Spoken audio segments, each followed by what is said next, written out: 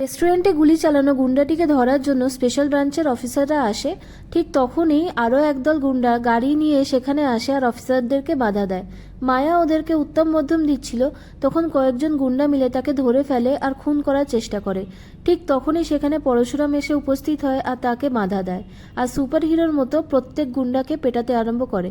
এদিকে টুটিনি বাচ্চাদেরকে নিয়ে তার স্বামীকে খুঁজতে খুঁজতে সেখানে আসে, আর ঠিক তখনই পরশুরাম তার শিবপ্রসাদ সত্তায় ফিরে আসে। বাড়িতে এসে টটিনি খুবই উদ্বিগ্ন হয়ে পড়ে আর পরশুরামকে জিজ্ঞাসা করে, তুমি আমার থেকে কি লুকোচ্ছ, সত্যি করে বলো।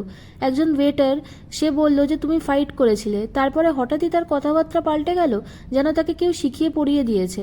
সেদিনে প্রতিবেশীরা বলাবলি করছিল যে দুজন আহত লোককে এখান থেকে সরিয়ে নিয়ে যাওয়া হচ্ছিল, ঘরে রক্ত পড়েছিল আর তুমি বললে যে মাছের রক্ত। এর আগেও দুবার তোমার ওপর গুলি চলেছিল, তোমাকে মারার চেষ্টা করা হয়েছিল, তোমার কিছু হয়ে গেলে আমার কি হবে বলে টটিনি কাঁদতে থাকে। পরশুরাম তাকে সামলায়।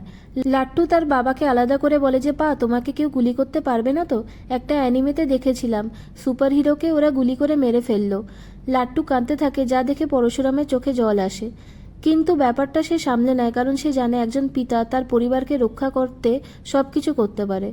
অন্যদিকে কর্ণ কবিরকে বলে যে তুই কিচ্ছু চিন্তা করিস না, তোকে আমি এখান থেকে বের করবই, সব প্ল্যান ছকে নিয়েছি। আমার পাঠানো গুন্ডাগুলো শিবপ্রসাদকে গুলি করে এতক্ষণে মেরে ফেলেছে হয়তো। এরপরে কর্ণর কাছে পরশুরামের কল আসে, আর তো সে নিজেকে শিবপ্রসাদ হিসেবে পরিচয় দেয়। বলে যে কি ভেবেছিলেন আপনি আমাদেরকে মেরে ফেলবেন? এত সহজে তো আমরা মরি না, ঝামেলায় থাকি না ঠিকই, কিন্তু প্রয়োজনে ঘুরে দাঁড়াতে পারি। নিজের ছেলেকে তো একটা ক্রিমিনাল তৈরি করেছেন, আগামী প্রজন্মের কাছে কি উদাহরণ রেখে যাচ্ছেন আপনি? কর্ণ অবাক হয়ে যায় যে শিবপ্রসাদ এখনো বেঁচে আছে কি করে।